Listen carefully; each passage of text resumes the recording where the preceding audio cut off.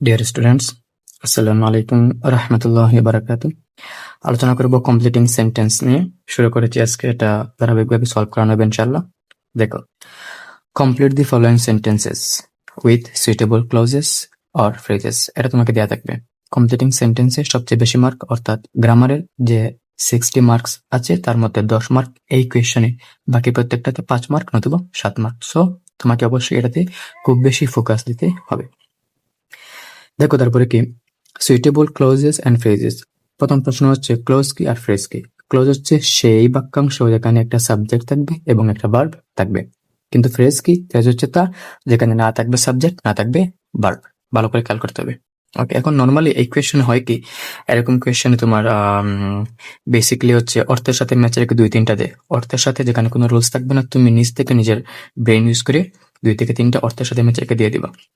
আরেকটা হয় কি, বেসিক্যালি একটা প্রবাদ থাকে, যেমন আমরা পরে আসছি, যে দোষের লাঠি আগের বোঝা, হ্যাঁ, তারপরে একতাই বল, এরকম কিছু প্রভাব থাকে। তাহলে 4 থেকে 5টা এখানে শেষ। আর বাকি যে 5 থেকে 6টা বা 5টা, সেগুলো হচ্ছে রুলস থেকে দিয়ে, তুমি রুলসের বাইরে গিয়ে দিলে 0 মার্কস পাবা।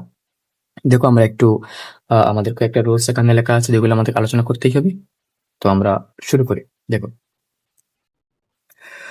Whenever I go to visit the factory, I, এখানে একটা ব্ল্যাঙ্ক দেওয়া আছে, he must account for his absence। আচ্ছা, he must account for এর বাংলা অর্থ হচ্ছে জবাবদিহিতা করা, কারণ দেখানো।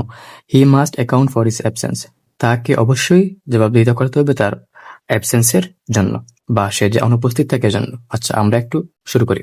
whenever এর বাংলা অর্থ হচ্ছে যখনই, I go to visit the factory, আমি যখনই এই ফ্যাক্টরিটি ভ্রমণ করতে যাই। whenever দ্বারা বোঝানো হচ্ছে যখনই যাই। যখনই মানে কি, আমি অলমোস্ট সপ্তাহে 2-3 দিন যাই বা মাসে 2-3 বার যাই, তার মানে এটা একটা হ্যাবিচুয়াল ফ্যাক্ট, অভ্যাসগত সত্য। তাহলে সেটা কি বসবে? প্রেজেন্ট টেন্সেই বসবে। আমরা এখানে যে ব্ল্যাঙ্কসটা আছে সেটা কি করব? প্রেজেন্ট টেন্সেই কমপ্লিট করব।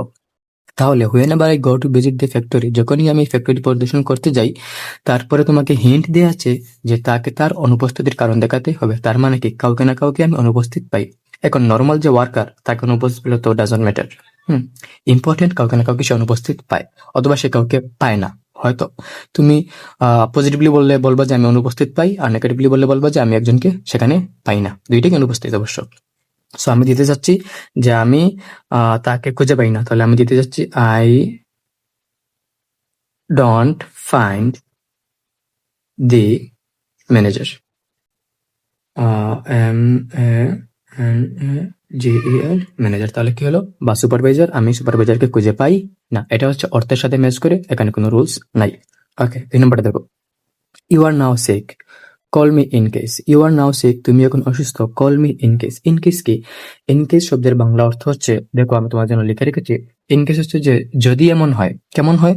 যে ভবিষ্যতের কোনো বিপদের সম্ভাবনা আসতে পারে। যেমন আমরা ঘর থেকে বেরোর সময় আমাদের আম্মুরা বলে যে ছাতা নিয়ে যা। কেন বলে? কেননা বৃষ্টি হলে হতে পারে। তো ইন কেসের বাংলা অর্থ হচ্ছে যদি এমন হয়। এটা কি করে?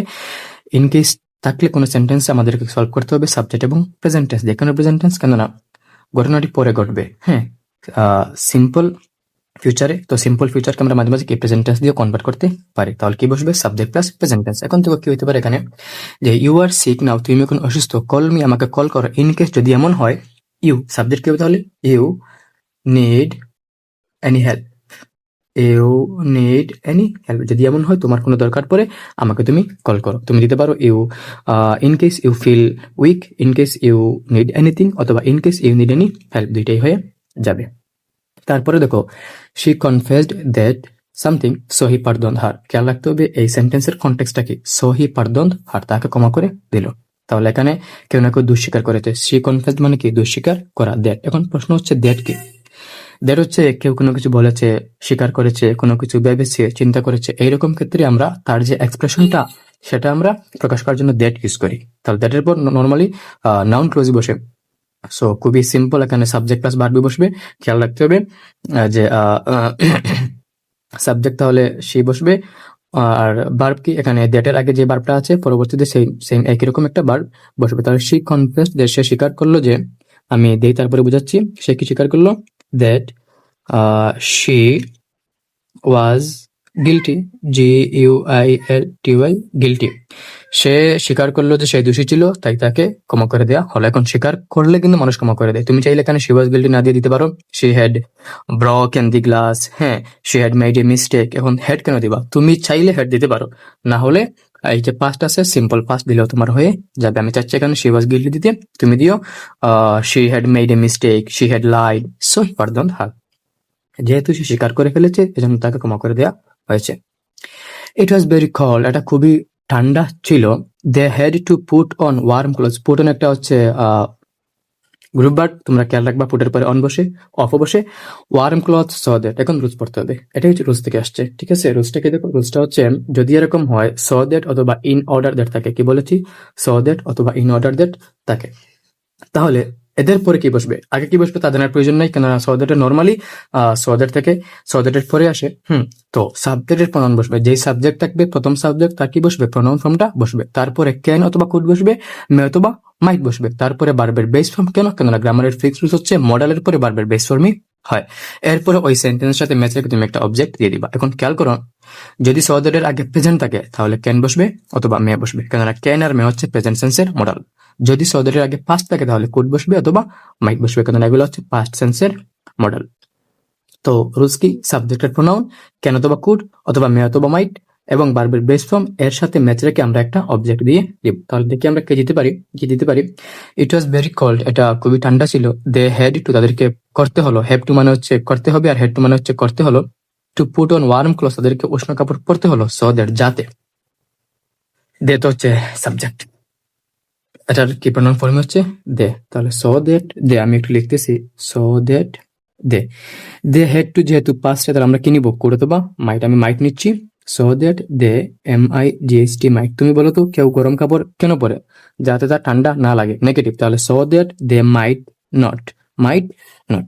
আর কি বসবে? ভার্বের বেস ফর্ম অর্থাৎ get. So that they might not get cold, যাতে তাদের ঠান্ডা লাগে না যায়, তারা এই জন্য গরম কাপড় পরলো। So that they might not get cold. Okay, তারপরে দেখো, the market is not far away from here, it will take them 10 minutes. আচ্ছা, মার্কেটটা এখান থেকে অনেক দূরে নয়, ইট উইল টেক দেম সেটা নেবে মাত্র 10 মিনিট তাদের জন্য। 10 মিনিটস টু, আচ্ছা আমরা এতক্ষণ ক্লোজ বসিয়ে আসছি, এখন আমরা একটা ফ্রেজ বসাবো। ওকে, আমরা কি ফ্রেজ বসাবো? আচ্ছা দেখো তো, এটা অর্থের সাথে ম্যাচ রেখে, যে মাত্র 10 মিনিট লাগবে। 10 মিনিট কেন লাগবে সেখানে পৌঁছতে? যেহেতু এটা অনেক দূরে নয়, মাত্র 10 মিনিট লাগবে সেখানে পৌঁছতে, তাহলে আমরা এখানে দিতে পারি to reach here. To reach here, কেন?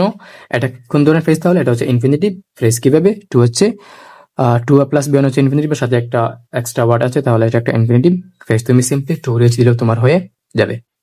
এটা খুবই সহজ। The man tried hard and soul to get the job but couldn't had he got the job. আচ্ছা, আগে এটা বুঝিয়ে আসি। The man tried hard and soul, hard and soul হচ্ছে একটা অ্যাডভার্বিয়াল ফ্রেজ, ঠিক আছে। তোমাদের মডিফায়ারে লাগবে।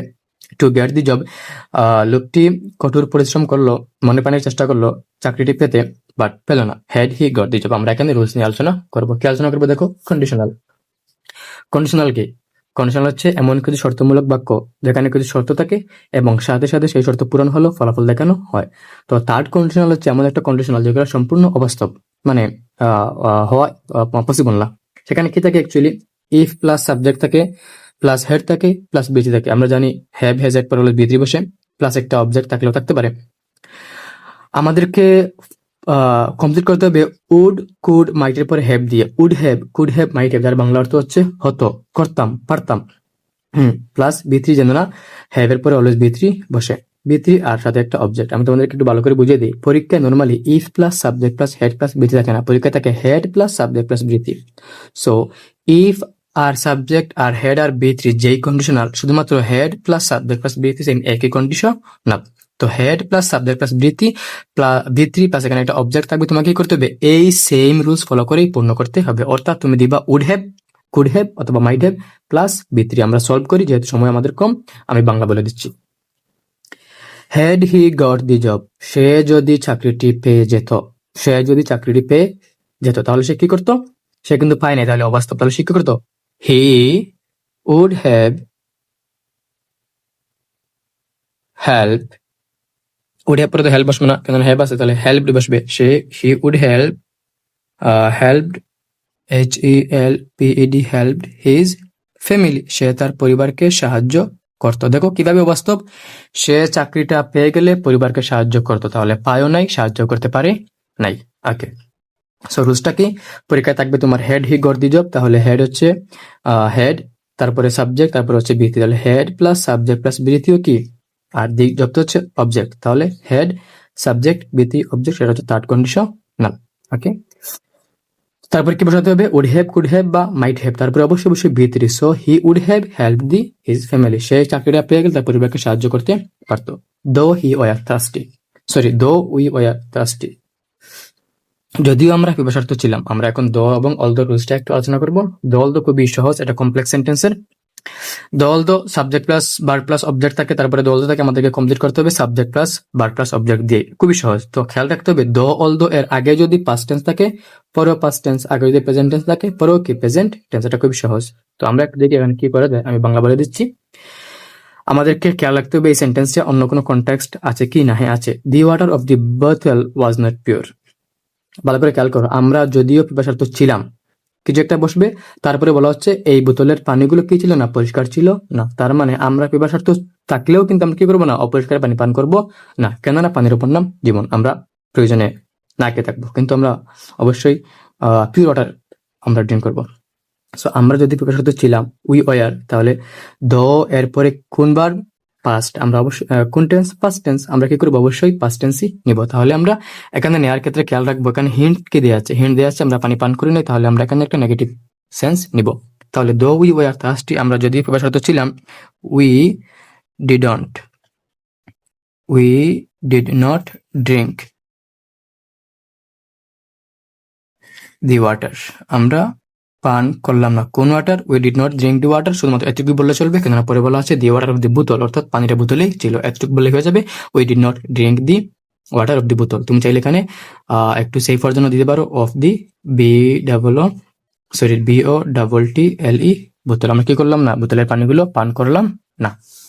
তারপরে দেখো, they had to postpone their journey because of, okay, they had to postpone their journey, postpone মানে হচ্ছে বন্ধ করা বা অফ রাখা, তাদেরকে তাদের ভ্রমণটা বন্ধ করতে হলো বিকজ অফ। খেয়াল করো, আমরা একটা রুলস নিয়ে আলোচনা করবো, বিকজ অফ। বিকজ অফ এর বাংলা অর্থ হচ্ছে কারণে অথবা এর জন্য। খেয়াল রাখতে হবে বিকজ অফ এর পরে কখনোই সেন্টেন্স বসে না। সেন্টেন্স বসে না মানে কি, সাবজেক্ট বসে না, প্লাস বার বসে না, তাহলে কি বসবে, এখানে বসবে একটা ফ্রেজ বসবে। কোন ধরনের ফ্রেজ, হয়তো নাউন বা নাউন ফ্রেজ, হয়তো বা জাস্ট রেইন অথবা দা হেভি রেন। আমি বুঝিয়ে দিচ্ছি, দেখো বিকজ অফ পরে তাহলে কি বসবে না, সাবজেক্ট প্লাস বার বসবে না, শুধুমাত্র ফ্রেজ বসবে। তাহলে আমরা আমাদের প্রশ্নের ক্লোজ ইউজ করতে পারতেছি, এবং এর সাথে সাথে আমরা ফ্রেজ ইউজ করতে পারতেছি। আমরা একটু দেখি এখানে কি হবে, বিকজ অফ, আমি যদি শুধুমাত্র দিই বিকজ অফ রেইন দিলেও চলবে, কেননা রেইন হচ্ছে noun. Because of the heavy rain, আমরা হেভি রেইন দিতে চাচ্ছি, because of the H E A V Y heavy R A I N, rain, rain হচ্ছে নাউন, হেভি হচ্ছে অ্যাডজেক্টিভ, আর দি হচ্ছে ডিটারমিনার, একসাথে মিলে কি হয়েছে, সেটা নাউন ফ্রেজ হয়ে গিয়েছে। এখন দেখো তাহলে তাদেরকে জার্নি কি করতে হলো, বন্ধ রাখতে হলো, কেন, because of the heavy rain, প্রচুর বৃষ্টিপাতের কারণে। তুমি শুধুমাত্র রেইন দিলেও চলবে। Man is a social being, man is a what, man is a social being, so he can not always do what ever, what ever অর্থ হচ্ছে যাই হোক না কেন। তো তো এরকম কিছু না, জাস্ট মাথায় রাখতে হবে মানুষ সামাজিক জীব, সে চাইলেও সবকিছু করতে পারে না। সমাজের একটা সম্মান আছে, রেসপেক্ট আছে, আমাদের পরিবার আছে, আমাদের পরিবার না থাকলে আমরা হয়তো অনেকেই অনেক কিছু করে ফেলতাম। সো এটা মাথায় রাখতে হবে। যেহেতু man is a social being, so he can not always do what ever. What ever একটা হচ্ছে খুবই কমন রুলস, এটা হবে হোয়াট এভারের পরে সাবজেক্ট প্লাস ভার্ব বসবে। তো হোয়াট এভার হি ওয়ান্টস দিব আমরা, হোয়াট এভার হি ওয়ান্টস, সে যা চায়। ওয়ান্টস কেন দিব, কেননা হি হচ্ছে থার্ড পারসন সিঙ্গুলার নাম্বার, ভার্বকে সিঙ্গুলার রাখতে হবে। আর তোমাদের সেই কাঙ্ক্ষিত বলেছিলাম একটা কি থাকে, এখানে একটা হচ্ছে এই প্রভাব থাকে। প্রভাবটা হচ্ছে এই যে দেখো, আমি একটু তোমার জন্য প্রভাবটা নেই, যে নাম্বার আসছে, united we stand, united we stand, মুখস্থ, কোনো রুলস নাই। Divided we fall, DEVIDED, divided we fall.